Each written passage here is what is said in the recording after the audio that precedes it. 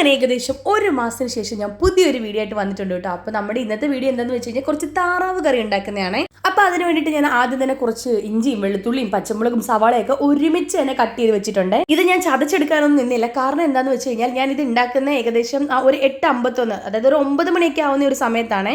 നമ്മൾ എല്ലാ വ്യാഴാഴ്ച എന്തെങ്കിലും സ്പെഷ്യലായിട്ട് ഉണ്ടാക്കാറുണ്ട് കേട്ടോ. അപ്പോൾ ഈ ആഴ്ച എന്തായാലും താറാവാണ് എടുത്തിരിക്കുന്നത്. അപ്പോൾ നമ്മൾ റെഡിയാക്കി വെച്ചിരിക്കുന്ന മീറ്റ് താണ്ട് ഞാനൊരു കുക്കറിലേക്ക് ഇട്ടിട്ട് കുറച്ച് മഞ്ഞൾപ്പൊടിയും കുരുമുളക് പൊടിയും ആവശ്യത്തിന് ഉപ്പുപൊടി ചേർത്ത് കൊടുക്കുന്നുണ്ട്. ഇനി ഇതെല്ലാം കൂടി നന്നായിട്ട് മിക്സ് ചെയ്തിട്ട് നമുക്കൊന്ന് അടച്ചു വെച്ചിട്ട് ഒരു 6-7 വിസിലൊക്കെ അടിച്ച് ഒന്ന് വെന്ത് വരാം. ഒരു 6-7 വിസിൽ വരെയൊക്കെ വേവിക്കാം കേട്ടോ. അപ്പോൾ അതവിടെ വെന്ത് വരുന്ന സമയം കൊണ്ട് ഞാൻ അവിടെ വേറൊരു പാൻ അടുപ്പത്തേക്ക് വെച്ചിട്ട് കുറച്ച് വെളിച്ചെണ്ണയൊക്കെ ഒഴിച്ചിട്ടുണ്ട്. ഇനി ഇതിലേക്ക് കുറച്ച് ഹോൾ സ്പൈസസ് ആഡ് ചെയ്ത് കൊടുക്കുന്നുണ്ട്. ഇനി നമ്മൾ അരിഞ്ഞു വെച്ചിരിക്കുന്ന സവാളയും ഇഞ്ചിയും വെളുത്തുള്ളിയും പച്ചമുളകും എല്ലാം കൂടി ഒന്ന് ഇട്ട് കൊടുത്തിട്ട് നന്നായിട്ടൊന്ന് വഴറ്റിയെടുക്കണം കേട്ടോ. പിന്നെ ആദ്യമേ ഞാനൊരു കാര്യം പറയാം, ഞാൻ എൻ്റേതായിട്ടുള്ള രീതിയിൽ വെക്കുന്നതാണ് കേട്ടോ. ഓരോരുത്തരും ഓരോ രീതിയിലാണ് വെക്കുന്നത്. ഞാൻ എങ്ങനെയാണ് വെക്കുന്നതെന്നാണ് കേട്ടോ ഈ വീഡിയോയിലൂടെ കാട്ടിത്തരുന്നത്. അപ്പോൾ നമ്മുടെ ഉള്ളിയൊക്കെ ഒരു പകുതി വഴണ്ട് വന്നപ്പോഴത്തേക്ക് ഞാൻ അത്യാവശ്യം വലിയൊരു സൈസ് നമ്മൾ തക്കാളി ഇതിലേക്ക് ആഡ് ചെയ്ത് കൊടുക്കുന്നുണ്ട്. എന്നിട്ട് നന്നായിട്ടൊന്ന് മിക്സ് ചെയ്തിട്ടൊന്ന് അടച്ച് വെക്കുന്നുണ്ട് കേട്ടോ. ഇനി നന്നായിട്ടൊന്ന് വഴണ്ട് വന്നതിന് ശേഷം നമുക്ക് പൊടി ഐറ്റംസ് ഒക്കെ ആഡ് ചെയ്ത് കൊടുക്കാം കേട്ടോ. അപ്പോൾ പൊടി ഐറ്റംസ് ആയിട്ട് ഞാൻ ഇവിടെ ചേർക്കുന്നത് മഞ്ഞപ്പൊടി, നമ്മളുടെ മല്ലിപ്പൊടി മാത്രമാണ് കേട്ടോ.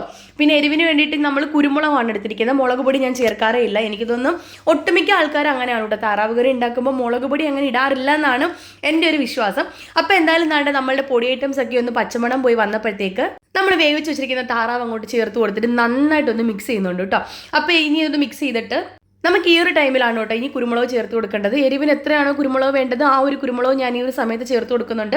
പിന്നെ കുറച്ച് ഗരം മസാല പൊടി കൂടി ചേർത്ത് കൊടുക്കുന്നുണ്ട് കേട്ടോ. ഇനി ഇതെല്ലാം കൂടി നന്നായിട്ടൊന്ന് മിക്സ് ചെയ്തിട്ട് നമുക്കൊന്ന് ഒരു 5-10 മിനിറ്റ് നമുക്കൊന്ന് ലോ ഫ്ലെയിമിൽ അടച്ചു വെക്കണേ. ഞാനൊരു 8 മിനിറ്റൊക്കെ ആയപ്പോഴത്തേക്കൊന്ന് തുറന്നെടുത്തിട്ടുണ്ട്. എന്നിട്ട് എല്ലാം നന്നായിട്ടൊന്ന് വഴറ്റിയെടുക്കുന്നുണ്ട് കേട്ടോ. ഈ ഒരു സമയത്ത് നമുക്ക് ഇനി തേങ്ങാപ്പാൽ ചേർത്ത് കൊടുക്കാം. ഞാൻ നമ്മൾ ടിന്നിൽ കിട്ടുന്ന തേങ്ങാപ്പാൽ ഏകദേശം 1 കപ്പോളം ചേർത്ത് കൊടുക്കുന്നുണ്ട് കേട്ടോ.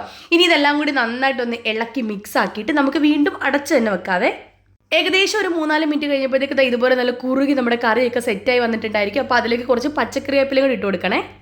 എന്നിട്ട് വീണ്ടും നന്നായിട്ടൊന്ന് ഇളക്കി കുറച്ച് നേരം അടച്ചൊക്കെ വെക്കാം. അടച്ചു വെക്കുമ്പോൾ ഇതിൻ്റെ ഫുൾ ഫ്ലേവറൊക്കെ ഇറങ്ങും കേട്ടോ. ഇനി ഇതിന് ശേഷം നമുക്ക് ഇതിലേക്ക് വേണമെങ്കിൽ കുറച്ചുകൂടി തേങ്ങാപ്പാൽ ഒഴിച്ചു കൊടുക്കാം. ഞാനൊരു ഭംഗിക്കും കുറച്ച് ടേസ്റ്റും തോന്നട്ടെ എന്ന് വിചാരിച്ച് കുറച്ചുകൂടി തേങ്ങാപ്പാലൊക്കെ ഒന്ന് ഒഴിച്ചു കൊടുക്കുന്നുണ്ട് കേട്ടോ. അപ്പോൾ നമ്മുടെ താറാവ് കറി ഇവിടെ സെറ്റ് ആയിട്ടുണ്ട് കേട്ടോ. അപ്പോൾ എന്തായാലും നല്ല ടേസ്റ്റുള്ള സംഭവമായിരുന്നു. അപ്പോൾ നമ്മുടെ ഈ ഒരു വീഡിയോയിൽ അത്രയേ ഉള്ളൂ. ഇനി ഒരു വീഡിയോയിൽ കാണുന്നതിന് വരെ ബൈ ബൈ.